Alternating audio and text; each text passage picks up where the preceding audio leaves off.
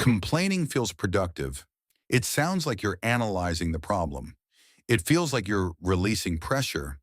It even creates the illusion of control, but it does nothing. Complaining is emotional noise. It doesn't solve. It doesn't build. It doesn't move anything forward. It only reveals one thing.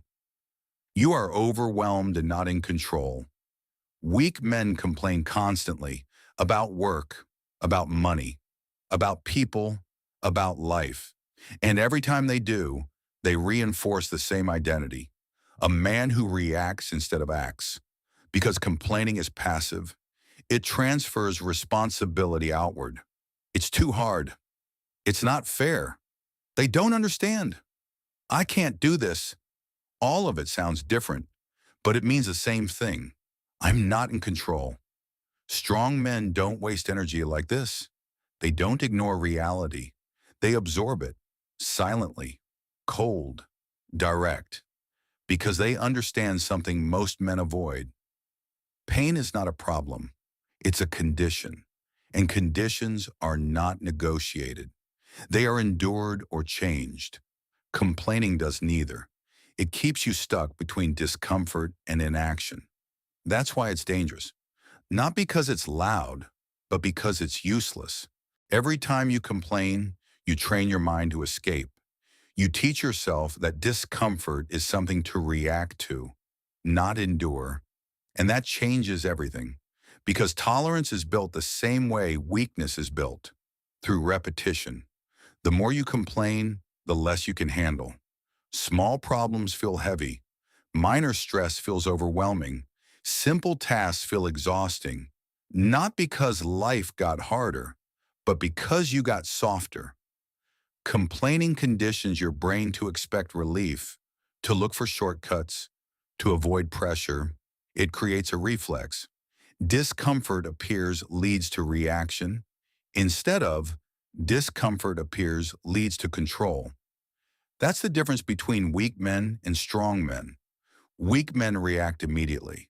They talk, they vent, they express everything. And in doing so, they release tension, but also release control. Strong men do the opposite. They contain. They observe the pressure without collapsing under it. They don't rush to speak because they understand endurance builds capacity.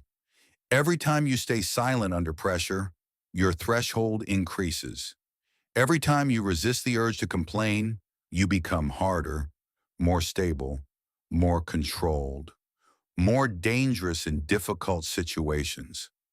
Mental strength is not built in comfort. It's built in silence. In moments where you could complain, but choose not to. Most men don't understand how respect is built. They think it comes from speaking well, from explaining, from showing confidence, from being heard. But real respect comes from control, specifically control under pressure. Anyone can act strong when things are easy. Anyone can speak confidently when nothing is at stake. But pressure exposes everything. And in that moment, men divide. Some react. They complain. They justify. They defend themselves. And in doing so, they lose authority. Others stay silent, not because they have nothing to say, but because they are not controlled by the situation. That silence creates weight. People feel it because it's rare. A man who does not react cannot be read easily. And what cannot be read cannot be controlled. That's power. When you stop complaining, you stop revealing weakness. You stop showing pressure points. You become harder to move, harder to influence, harder to dominate. And slowly people adjust around you. They speak more carefully. They test less. They observe more. Because your presence feels different. Not loud, not aggressive, but solid. That's the effect of endurance. It builds respect without asking for it. Victimhood needs expression. It needs words. It needs validation. It needs an audience. Take those away, and it dies. That's why strong men stay silent, not because they are passive, but because they refuse to give weakness a voice. Every time you complain, you reinforce a narrative. Something is happening to you that you cannot handle. And the more you repeat that narrative, the more real it becomes, until you start believing it, until it defines you. Strong men cut this at the root. They don't tell the story. They don't dramatize the pain. They don't expand the problem through language. They contain it because they understand something critical. What you repeat becomes your reality. If you repeat struggle, you become fragile. If you repeat endurance, you become stable. Silent endurance rewires perception. Pain stops being personal. Difficulty stops being unfair. Pressure stops being threatening. It becomes neutral, just something that exists, something to move through. And when pain becomes neutral, it loses power over you. That's when you become dangerous, because nothing breaks you. Not because life is easy, but because your reaction is controlled. And a man who controls his reaction cannot be destroyed easily.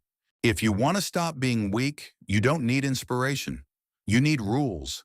Clear, simple, non-negotiable rules. This is the code.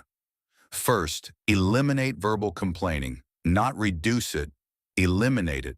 No external expression of weakness. If something is wrong, you either fix it or endure it. Nothing in between. Second, pause before reacting. Every time pressure hits, you do nothing. No words, no expression, no immediate response. You absorb first, then decide. That pause is where control is built. Third, reframe pain. Stop seeing discomfort as something negative. See it as normal, expected, required, because the man who expects pain is never surprised by it, and what doesn't surprise you cannot shake you. Fourth, limit emotional output. You don't need to express everything. You don't need to explain how you feel. Control your voice. Control your face. Control your reactions. Because expression leaks power, containment builds it. Fifth, act immediately. If something can be fixed, fix it now. No delay, no discussion, no emotional processing. Action replaces complaint, always. And finally, accept reality completely. No resistance, no denial, no dramatization. This is what it is. Now move.